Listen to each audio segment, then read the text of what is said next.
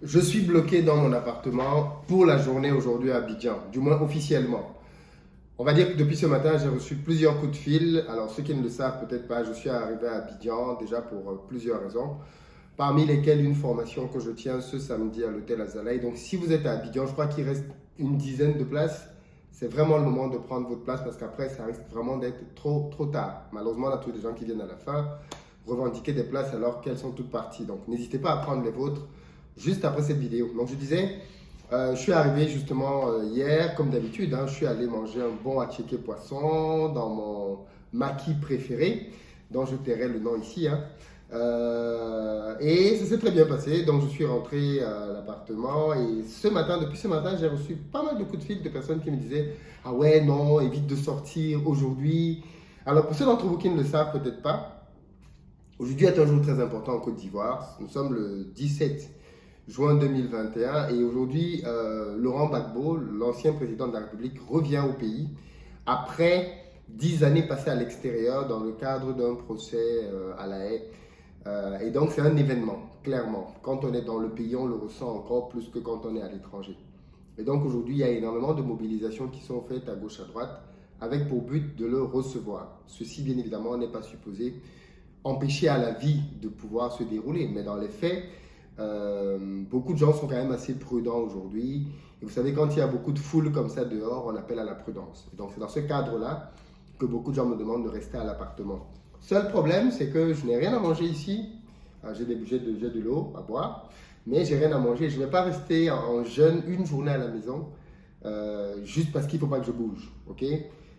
Donc je vais sortir et je vais voir comment ça va se passer à l'extérieur. Bien évidemment de manière prudente, mais je vais quand même sortir pour voir ce qui se passe, histoire de jauger moi-même un peu de l'ambiance dans la ville à l'occasion de ce grand événement. Mais je veux quand même faire un petit rappel ici à tous mes frères et sœurs ivoiriens, ivoiriennes et africains même de manière générale. Je suis absolument convaincu qu'aucun dirigeant politique au monde ne peut changer votre vie personnellement. Je vais redire ça. Aucun dirigeant politique, qu'il soit Gbagbo, Ouattara, alors attention, j'ai beaucoup d'amis qui sont pro-Ouattara et beaucoup d'amis qui sont pro-Gbagbo, donc je comprends très bien les arguments des uns et des autres, mais ce que je dis là est valable partout ailleurs d'ailleurs, hein. Aucun président ne va changer individuellement votre vie. Je ne suis pas en train de dire que tous les présidents se valent, non. On peut avoir un président qui construit plus de choses pour son pays, qui réalise plus d'infrastructures, qui développe davantage la cohésion sociale, qui a un programme plus socialiste, plus libéral, patati patata. Mais fondamentalement, peu importe la politique qui est mise dans un pays, aucun président ne peut changer individuellement ta vie. Qu'est-ce que je veux dire par là? Il n'y a que toi qui peux changer ta vie.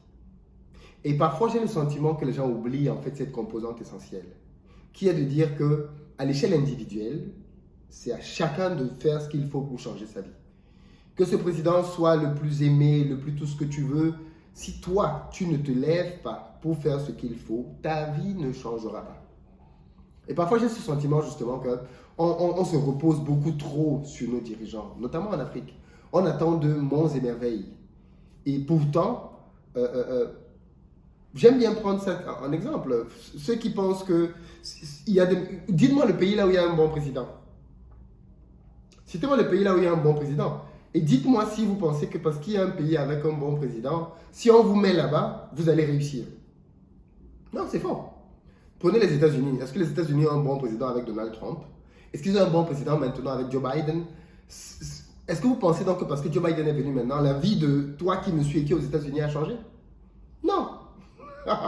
Prenons M. Trudeau au Canada. Est-ce que le fait que Trudeau soit là change ta vie, toi qui es au Canada? Est-ce que le fait que ce soit Macron ou avant lui, Hollande ou même Sarkozy, est-ce que tu penses que le fait qu'il y ait un président particulier change ta vie? Non. Ah, peut-être que ce que je dis là te choque, hein? Mais le changement personnel, parce que je le répète, hein, un chef d'État peut faire beaucoup de choses dans le cadre du pays, des infrastructures, des facilités, business, mais celui qui va décider que toutes ces facilités-là lui profitent, c'est toi. Et si tu ne te lèves pas pour agir et faire ce qu'il faut, peu importe le président qu'il y aura dans ton pays, ça ne changera rien à ta vie personnelle. Et ce qui est parfois donc justement gênant, c'est le sentiment que j'ai que certaines personnes attendent un messie. Ils attendent, soupirent après la venue de tel ou de tel autre pouvoir en pensant qu'automatiquement, parce que cette personne-là est venue au pouvoir, leur vie va changer. Non, vous allez vous rendre compte que dans la plupart de nos pays, et même ailleurs, hein, même quand il y a un changement de régime, les anciens milliardaires restent milliardaires. Et bien souvent, les anciens pauvres restent pauvres après. Parce que fondamentalement, celui qui peut faire que ta propre vie change, c'est toi. Ne confie pas ta vie entre les mains d'un politicien. Ne confie pas ta vie entre les mains d'un chef d'État, qui qu'il soit. Mets-toi en position et en capacité de gérer toi-même ta vie et de faire ce qu'il faut pour que ton destin change.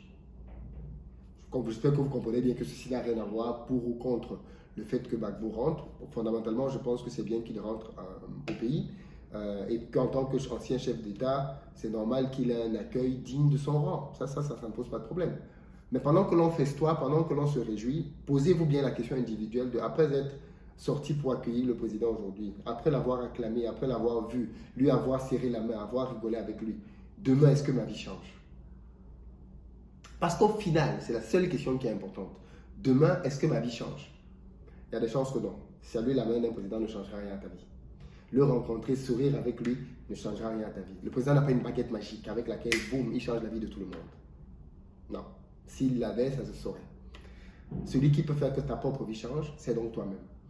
Et je veux vraiment que, au-delà de tout ce qu'on peut se dire, que chacun d'entre nous reste conscient du rôle qu'il a à jouer dans son émergence et dans son développement. Ta famille compte sur toi.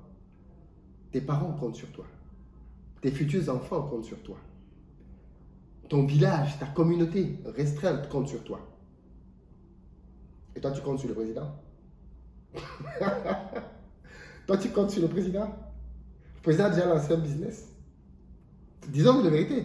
Quel président vous connaissez qui a lancé beaucoup de business? Peut-être on a un cas rare comme Patrice Talon au Bénin qui était un homme d'affaires avant de devenir président. Mais la plupart de nos politiciens sont des gens qui ont fait politique toute leur vie. Ils n'ont fait que ça, que ça, que ça. Donc ils ne savent même pas comment on fait pour générer de l'argent avec un business. Et toi, tu vas mettre ton espoir sur quelqu'un qui ne sait pas comment créer un business? C'est parfois là quelques incongruités que l'on a. Alors oui, c'est normal que l'on ait un choix politique, que l'on veuille que tel ou tel autre vienne au pouvoir, parce qu'il va défendre un certain nombre de valeurs, une certaine vision du monde. Il n'y a pas de problème avec ça. Mais dès qu'on commence à penser que c'est parce que tel va être à tel endroit que ma vie va changer, là, je pense qu'on s'est complètement mis le doigt dans l'œil. Aucun président ne va changer ta vie. Gbagbo, Ouattara, Paul Biya ou je ne sais pas trop qui d'autre, Kamto, il ne changera pas ta vie. Il créera des infrastructures et un cadre, et ce sera à toi de te lever pour aller les saisir. Et si tu ne te lèves pas et que tu ne te bouges pas, rien ne se passera. Il y a des gens dans la diaspora qui sont pauvres, il y a des gens au pays qui sont pauvres, il y a des gens dans la diaspora qui s'en sortent bien, il y a des gens au pays qui s'en sortent bien. La décision de s'en sortir bien, même dans un environnement difficile, comme ça peut être parfois le cas dans certains pays, revient à l'individu. C'est un choix individuel. Décider de se sortir d'une situation devenue quasi normale pour tout le monde. Dites-moi ce que vous en pensez dans les commentaires. Et puis ceux qui sont à Abidjan, ou vous qui avez de la famille à Abidjan, dépêchez-vous. On n'a plus beaucoup de place pour la formation de samedi. Pour ceux qui se posent la question, la thématique est autour de la vente. Je vais vous partager des techniques très puissantes qui me permettent à moi, mais aussi à plusieurs de mes élèves, de multiplier leur chiffre d'affaires. Donc ce que vous allez voir là va être vraiment très puissant. Ne vous donnez aucune excuse pour ne pas être là. J'espère que vous ferez partie des heureux élus, entre guillemets, qui pourront profiter des dernières places. Allez, ciao, ciao. Je vais sortir dans la ville. Je vais peut-être faire quelques lives dans la journée en fonction de ce que je vais voir, si je vois des choses intéressantes ou pas. Allez, je vous dis ciao, ciao et à tout à l'heure.